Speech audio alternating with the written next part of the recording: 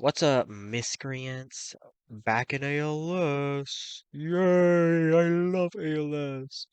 Thanks to this little fellow miscreant right here. Shake it for us.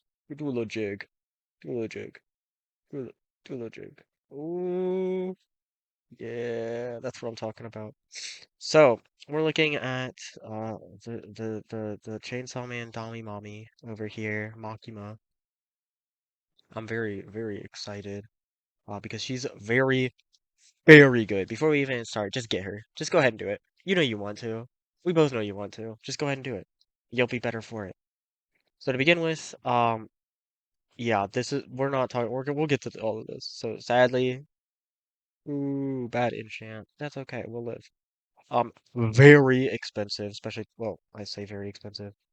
Expensive overall, just because number of upgrades, and I mean all of them cost a fair amount, except for in the early. So the main thing here is she's a physical fire. So to begin with, domination. You pick a unit, you dominate them. You can dominate up to five. Um, every time you dominate one, 5% more damage and 5% more range. And the person getting dominated obviously gets a better bonus. Well, they get 10% more damage, but they lose SPA. Overall, not a huge loss unless they have terrible SPA as it is. So each domination on each element does a different thing. Which is why we went ahead and got every element dominated over here. You can dominate other people's stuff, which is really nice, so just keep that in mind. So this one gives bleed, and if an enemy is not bleeding when they get attacked, they have bloodlust. I'm gonna be real, no idea what bloodlust is. Still don't know. I assume it's a bleed buff, but that's okay. So bleed, very good. Just a little DOT watered on top. Water. So this just all of these give something. This one gives her a 25% more damage. This one gives her 5% more damage and 10% more range, unless it's a water summon, which who is a water summon? I can't think of a single water summon right now, which I don't know. Yeah, I have no idea who a water summon is. So I mean, I guess there has to be one because otherwise this just wouldn't work. But it gives a better buff. It gives 15% more range and 10% more damage, and they both still give soaked, which is fine. Uh, Soaked is just fine. It's mostly in this case because of the stun. Uh, but if you run a lot of water units for whatever reason, I guess you would be running a water unit for this. It gives the water unit more damage, but to be fair, if you're running a water unit and they don't already do it, yeah, you're cooked, unless it's Goku, I guess. Nature is really helpful. Every 5 hits, something happens, except for the first one. The first one doesn't do anything. The second one applies a really not great slow. It's just slow but worse, because slow does 33% or something.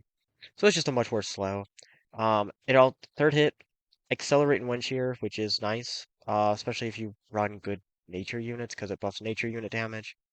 But to be honest, the only nature unit I really do be running is like Yuno and I guess Asta because I run them together. So I don't know when this has really come up too much. Nature units just generally aren't that good right now. They're kind of bad actually.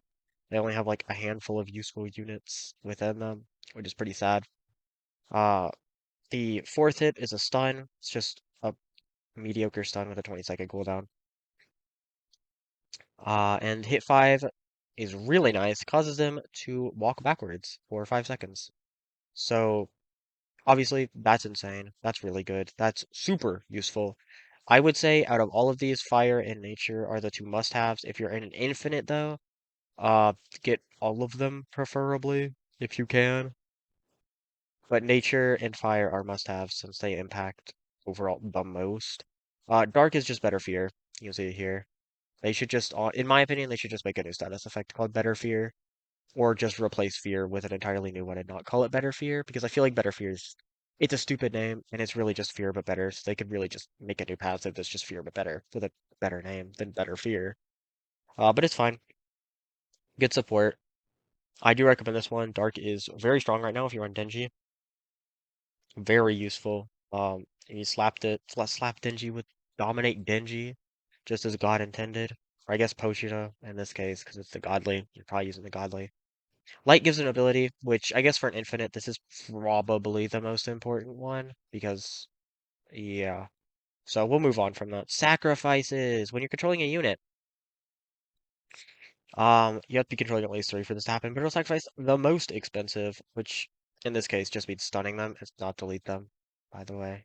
The unit's total cost, the one that's being sacrificed, of course, will do various effects depending on how much they are. So the one that really came to mind for me was Sukuna, because Godly Sukuna specifically, because it costs about 1.7 million. So you get a lot of the things you get up to here, which is really good.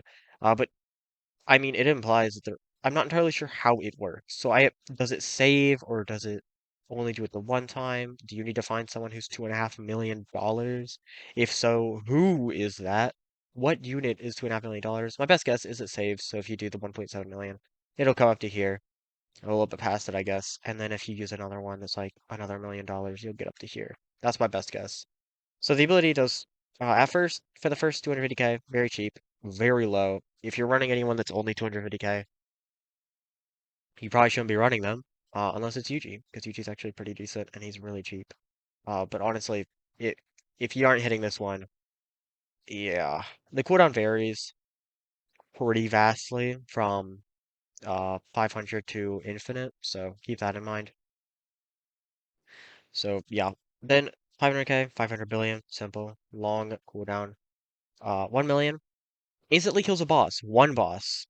I randomly chosen one boss, and it does 550 billion to all enemies on the map, and it applies Bloodlust, which again, as far as I'm aware, or at least what I'm guessing, is it's a bleed buff, like a bleed related DOT buff, which I guess would make sense because this update has a lot of units who do bleed. In fact, I'm pretty sure every unit this update applies bleed. I don't know about Himeno. I haven't gotten her yet, so not sure about Himeno.